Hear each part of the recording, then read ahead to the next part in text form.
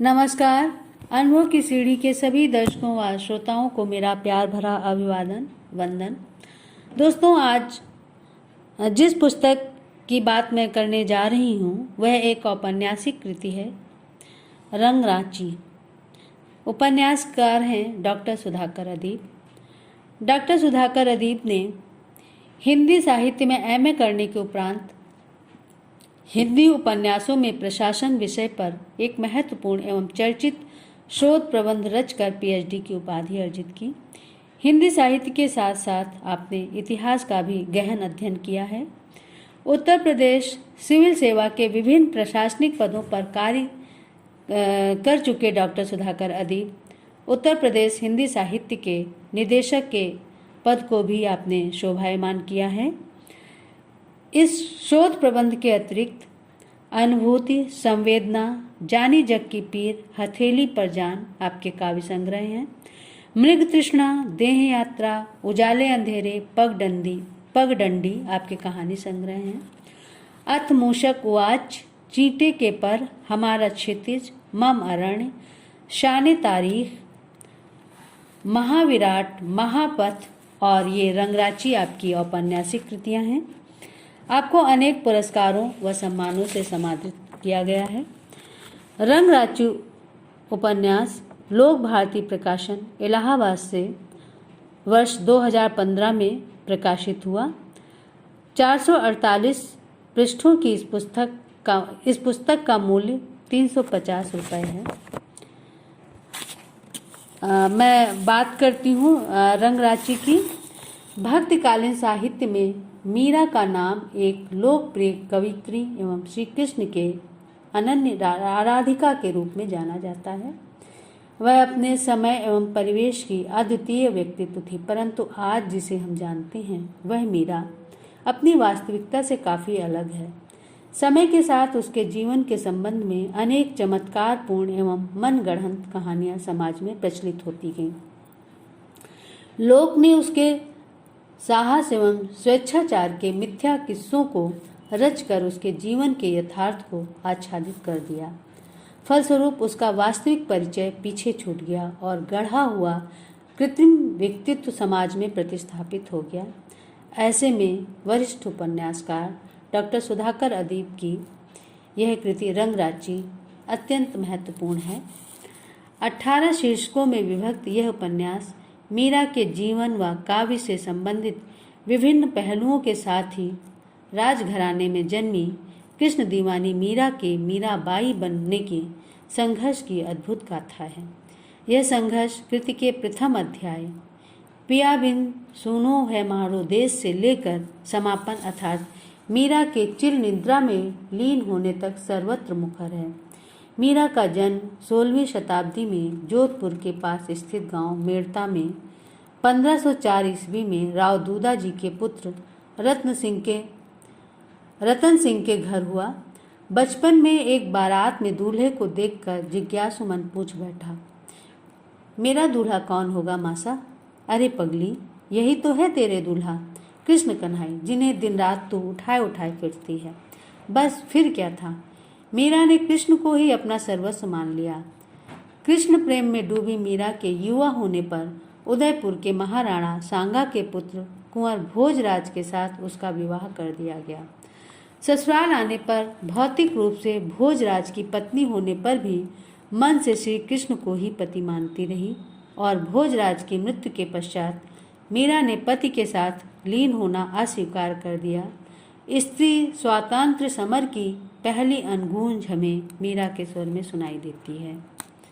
नहीं बनना ऐसी सती माता मुझे, क्योंकि अव्वल तो मैं इस गर्हित प्रथा से सहमत ही नहीं हूँ जो सारा जीवन घर गृहस्थी और देह बंधन में खटने वाली स्त्री पर जुल्म की हद है। मैं इसे बिल्कुल स्वीकार नहीं कर सकती और यही नहीं, मेरा यह मानना है कि इसे किसी भी समझदार स्त्री को स्वीकार नहीं करना चाहिए। पति भोजराज की मृत्यु के पश्चात मीरा का सारा समय सत्संग करने, मंदिर मंदिर भ्रमण करने, साधु संतों के सत्कार में व्यतीत होने लगा। मीरा का यह कृत्य राजपूतानी स्त्रियों की परंपरा के विरुद्ध था। महाराणा सांगा ने पुत्र वधू की भक्ति भावना का सम्मान करते हुए उनके लिए महल के प्रांगण में ही एक मंदिर बनवा दिया। परंतु महाराणा सांगा की मृत्यु के पश्चात विक्रमादित्य के राजगद्दी संभालते ही मीरा को अनेक कष्टों व यातना का सामना करना पड़ा। आहत मीरा ने चित्तौड़ छोड़ दिया तो फिर मुड़ कर नहीं देखा। अनेक तीर्थस्थलों का भ्रमण करते हुए अंततः द्वारका स्थित रणछोड़ जी के मंदिर को अपना निवास बनाया। 1545 ईस्वी में जब उदय सिंह चित्तौड़ की राजगद्दी पर आसीन हुआ, उन्होंने मीरा को वापस लाने के लिए ब्राह्मणों का एक दल द्वारका भेजा, परंतु मीरा ने इनकार कर दिया और 1547 में रणछोड़ जी के मंदिर में एक तारा और खड़ताल की धुन और ताल पर प्रिय गिरधर के भजन गाते गाते प्राण त्याग दिए। मीरा की इस जीवन यात्रा पर बढ़ते हुए अनेक उतार चढ़ावों से गुजरना पड़ा, परंतु मीरा ने सत्य, धर्म व भक्ति का मार्ग नहीं छोड़ा। अपनी शर्तों पर अपना जीवन गढ़ने वाली मीरा को उपन्यासकार अदीप जी आधुनिक स्त्री विमर्श की दृष्टि से न केवल रेखांकित करते हैं, अपितु पितृसत्तात्मक समाज के प्रति विद्रोह, स्त्री स्वतंत्रता एवं उसमें पनपती असंतोष की भावना, अंतर्द्वंद को पूर्ण अभिव्यक्ति भी देते हैं। उपन्यास पढ़कर यह एहसास होता है कि समाज में स्त्री वर्ग अभी भी पुरुष सत्तात्मक शोषण प्रधान व्यवस्था में अपने संघर्ष को जारी रखे हैं। इसके साथ ही वे नारी वर्ग को अस्तित्व रक्षा का समुचित समाधान भी प्रस्तुत करते हैं। स्त्री को स्वयं अपना ध्यान रखना चाहिए, अन्यथा पुरुष की लोलुप मानसिकता उसके शील के प्रति कितनी असंवेदनशील और निकृष्ट है, यह किसी से कहाँ अप्रकट है। उपन्यास में प्रमुख कथा के साथ ही मीरा के समकालीन पृष्ठभूमि में राजपूतों के संघर्ष व उनके जुझारू जीवन का वर्णन कर कृति ने कृति को ऐतिहासिक महत्व प्रदान किया है। मीरा के जीवन से जुड़े अप्रामाणिक प्रसंगों को उपन्यास में स्थान नहीं दिया गया है। भूमिका में लेखक की स्वीकारोक्ति है। मीरा के जीवन से जुड़े अनेक प्रसंग जो इतिहास सम्मत नहीं पाए गए हैं, उन्हें पूर्व लेखक भले ही व्यक्त करते आए हों, मैंने रंग राशि में नहीं रखा है।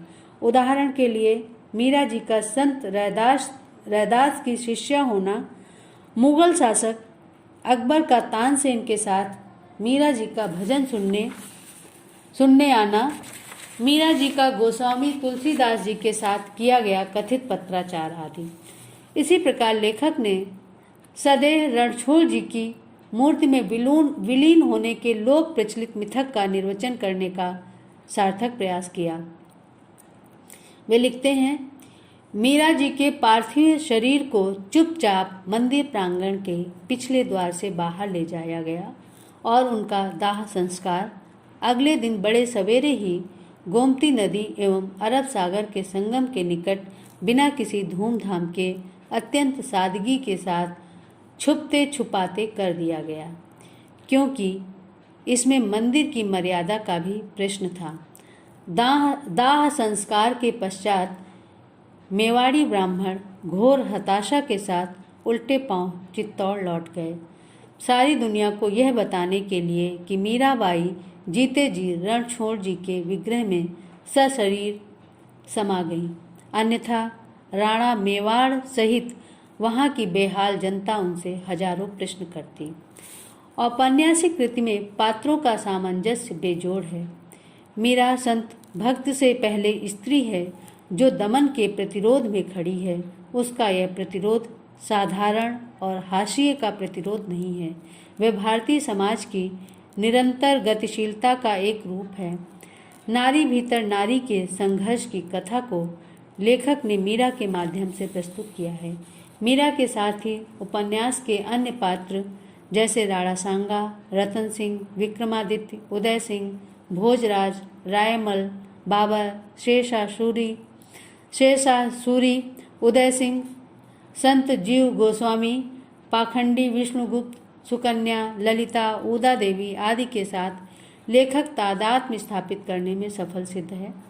यही कारण है कि उनकी निजी अनुभूतियाँ स्थान स्थान पर पात्रों की अनुभूतियाँ बन जाती हैं और वे पात्रों के मन में उतरकर उनके अंतर्मन की जटिल गुत्थियों को समझने व सुलझाने का प्रयत्न करते हैं। उपन्यास के सभी पात्र उपन्यास की गति, मति व प्रगति को निर्धारित करने में सहयोगी हैं।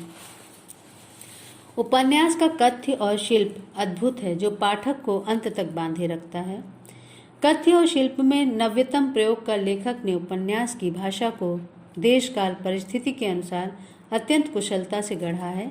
आवश्यकतानुसार संवाद संयोजन के द्वारा उपन्यास को गति प्रदान की गई है। उपन्यास के विकास में लेखक ने स्थिति परिस्थिति के जो शब्द चित्र खींचे हैं, वह कृति नाट्य तत्वों से उसे कृति को युक्त करते हैं।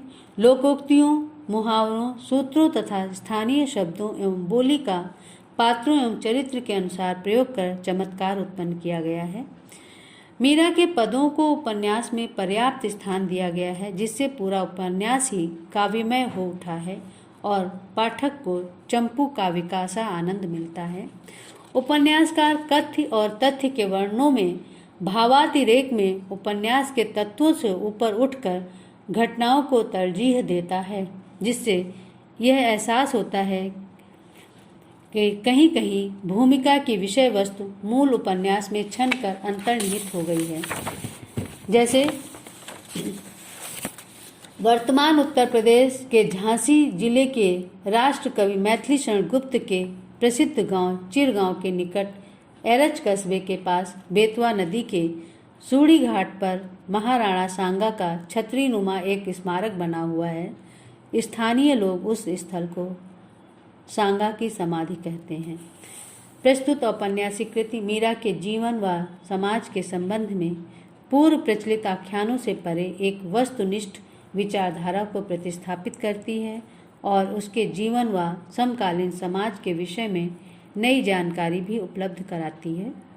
संक्षेप में कहें तो यह कृति मीरा की जीवनी भी है, उसके जीवन का विश्लेषण भी है और स्त्री विमर्श की दृष्टि से एक पुनर्पाठ भी है। धन्यवाद। एक नई कृति के साथ अगले सप्ताह हम फिर मिलेंगे। तब तक के लिए हम आपसे विदा लेते हैं। नमस्कार। बहुत बहुत आभार।